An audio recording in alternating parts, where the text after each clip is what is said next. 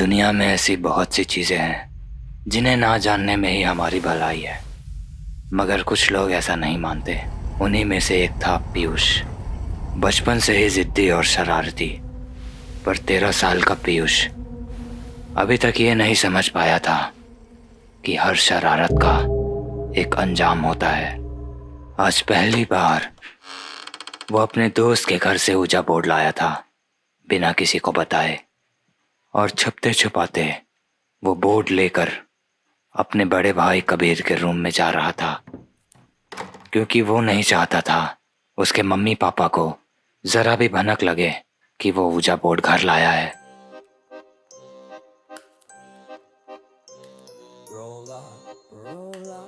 The night begins. I paint my face and shed my sins. The crowd once laughed at my despair. Now they choke on midnight air. The ringmaster stole all my lines. The dancers pranced on broken spines, but I've been biting. बच्चे हैं तो शरारत करेंगे ही, ये बात सभी कहते हैं, मगर कभी कभी उनकी भरपाई करने में लोगों की जान तक चली जाती है।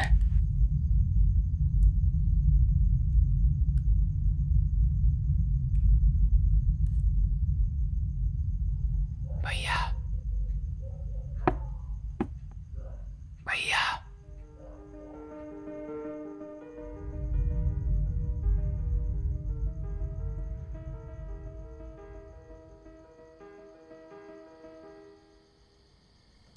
वो उस कमरे का दरवाज़ा खोलता है तो देखता है कि उसका बड़ा भाई कबीर अभी जगा हुआ था।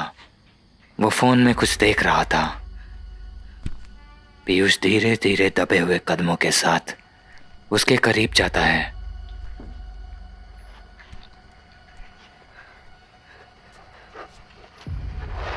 वो देखता है कि उसका भाई हॉरर स्टोरी देख रहा था। इसी का फ़ायदा उठाने के लिए वो उसे डराने की सोचता है।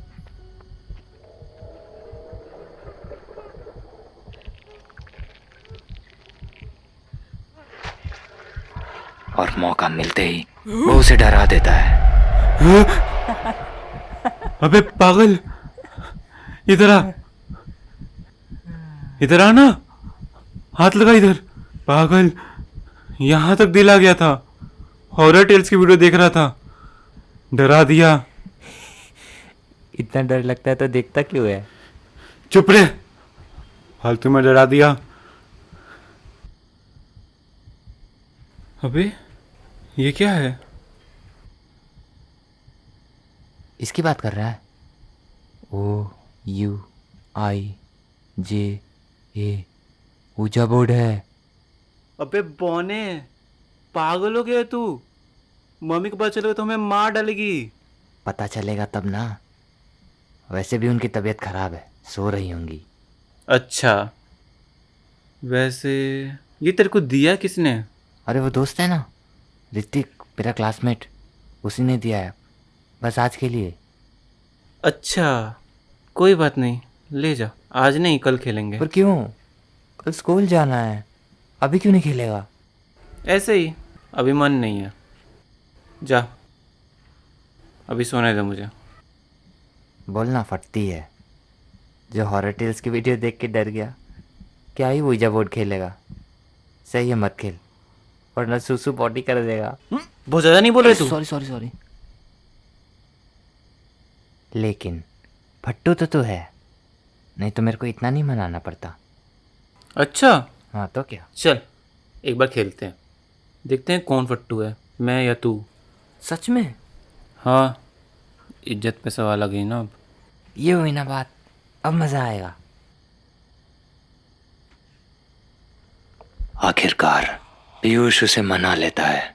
दोनों मोमबत्तियों के घेरे के बीच में बैठे प्लेनशेट को इधर उधर घुमा रहे थे, इसी आस में कि उन्हें कोई जवाब मिलेगा। क्या कोई स्पिरिट या आत्मा हमसे बात करना चाहता मगर है? उन्हें क्या पता था, ये साधारण सा गेम मौत के खेल में बदल जाएगा। तेरे को क्या लगता है ये सच में अपने आप घूमेगा? पागल, वो सब झूठ बोलते हैं, फालतू है ये। ये रुक जा, अपना हाथ मत हटाना, इसके कुछ रूल्स होते हैं। हाथ हटाने से पहले गुड बाय करना पड़ता है। चल ठीक है, गुड बाय करते हैं। रुक अभी, अगर हमारे घर में कोई स्पिरिट है तो प्लीज़ यस का इशारा करिए।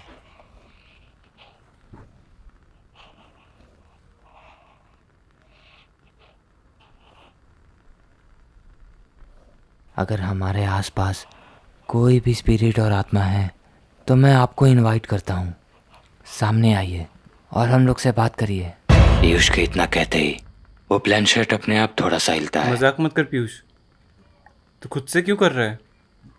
मैंने नहीं किया, मुझे लगा तूने किया। मेरे से प्रैंक कर रहा है ये। आप कौन हो? I mean, आपका नाम क्या है? आप जो भी हैं प्लीज़ अपना नाम बताइए हमें। HELLO।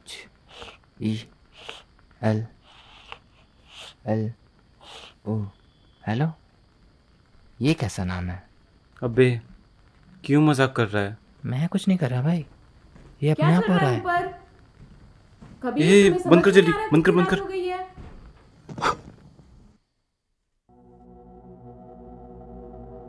पीयूष, अपने कमरे में जाओ।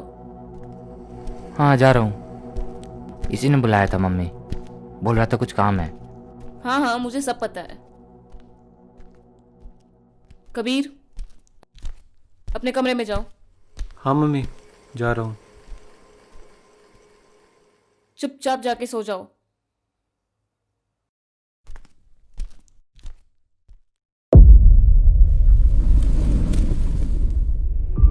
उन दोनों से बस इतनी गलती हुई कि गेम एंड करने से पहले उन्होंने बोर्ड को गुड बाय नहीं किया और उन्होंने जिसे बुलाया था वो वापस नहीं जा पाया।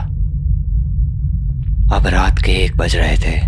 घर में सभी गहरी नींद में सो रहे थे, इस बात से अनजान कि उनके घर में एक नया सदस्य जुड़ चुका है जो उनका भला नहीं चाहता।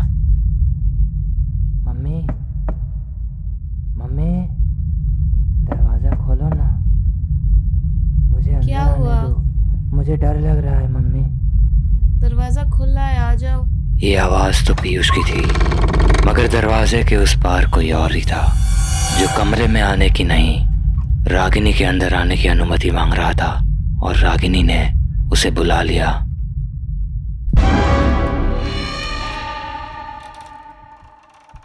वो जो कुछ भी था इतना भयानक था कि देखने के बाद रागिनी वहीं जम सी गई। बिस्तर पर बेजान बैठी रागिनी को देखकर समझ आ रहा था कि कुछ अजीब है।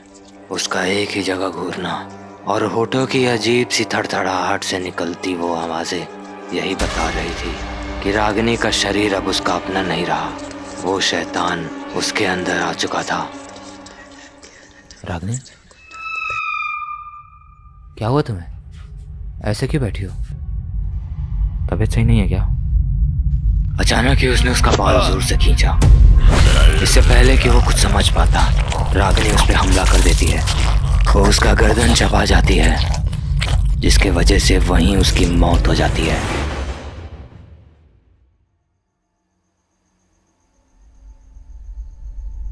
घर की वो दीवारें जो थोड़ी देर पहले सुकून दे रही थी, उन्हीं में अब एक अजीब सी ठंडक थी। पूरा घर शमशान की तरह शांत हो गया था।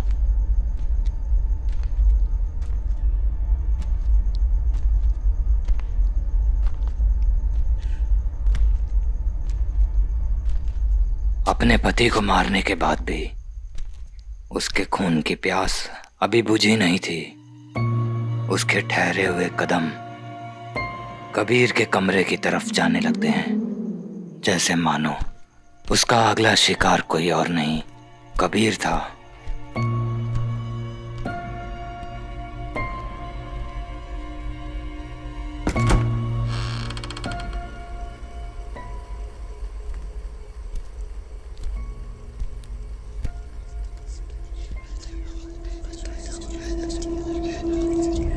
कबीर और उसके मौत में अब महज 1 कदम की ही दूरी थी और वो गहरी नींद में सो रहा था कि इतने में ही रागिनी के शरीर से आ रहे बदबू से उसकी नींद खुल गई। कौन है?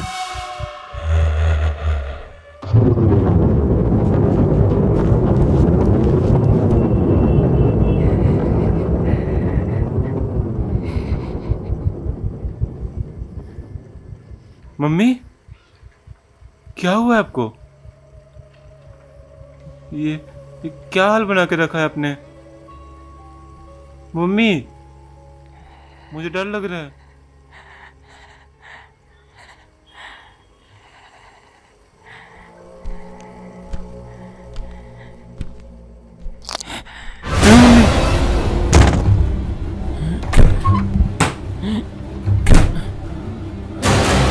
मम्मी, क्यों क्यों कर रहे हो आप ये? अपनी माँ की हालत देखकर कबीर बहुत डरा हुआ था। वो कैसे भी दरवाजा बंद कर देना चाहता था। इतने में ही वो अपना सर दरवाजे के बीच में डाल देती है। वहां से भागने के अलावा कबीर के पास अब कोई इशारा नहीं था।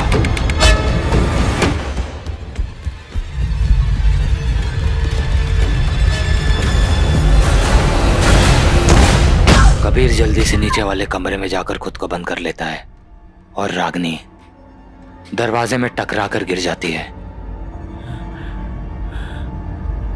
मम्मी, क्यों कर रहे हो आप ये? पापा, पापा,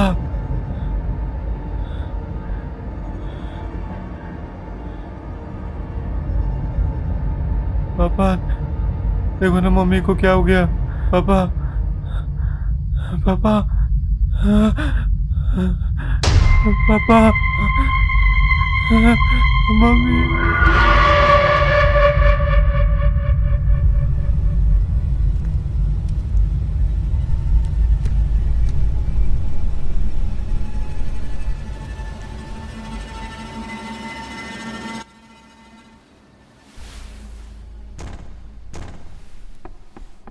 इतनी रात में कौन आवाज कर रहा है? कबीर, दरवाजा खोलो बेटा। मैं कुछ नहीं करूंगी तुम्हें। प्लीज खोलो दरवाजा। अपनी माँ की बात नहीं मानोगे तुम? कबीर, कबीर। मम्मी, क्या हुआ आपको? आप सोई नहीं?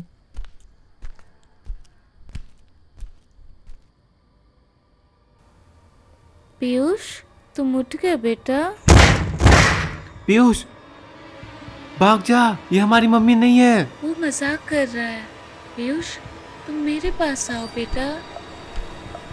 आओ, इधर आओ। पर आप कभी मुझे बेटा नहीं बुलाती। पीयूष तुरंत समझ जाता है कि उसका भाई सही कह रहा है।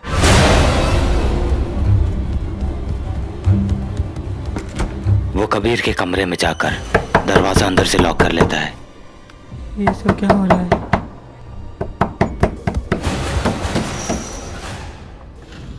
भैया, भैया। हे भगवान पीयूष, तू बच गया। डोर अच्छे से लॉक है ना? भैया, ये मम्मी को क्या हो गया? ऐसा क्यों कर रही है? ये सब उस सोजा बोर्ड की वजह से हो रहा है। तुम जल्दी से उसको जला दो। मेरे बेड के नीचे है वो, जल्दी जला दो उसको। हाँ भैया, मैं जलाता हूँ। कबीर और पीयूष दोनों ही बहुत घबरा गए थे। उन्हें कुछ समझ नहीं आ रहा था कि ये सब ठीक कैसे होगा। इतने में ही वो मेन दरवाजे की तरफ से कबीर की तरफ आने लगती है, मगर पीयूष उन्हें देख लेता है। भैया, मम्मी आ गई, भाग।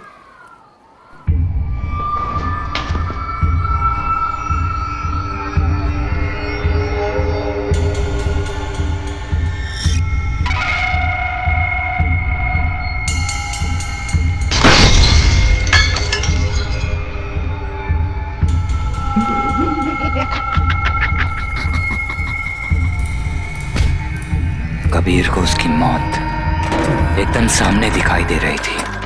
वो दरवाजा खोलने की कोशिश कर रहा था, मगर दरवाजा जाम हो गया था।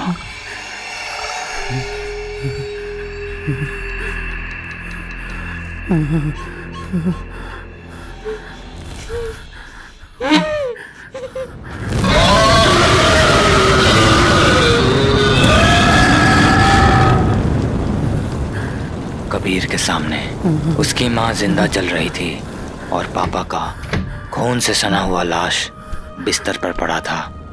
ये सब की वजह बस एक गलती थी, पर अनजाने में की हुई गलती भगवान माफ करता है, शैतान नहीं।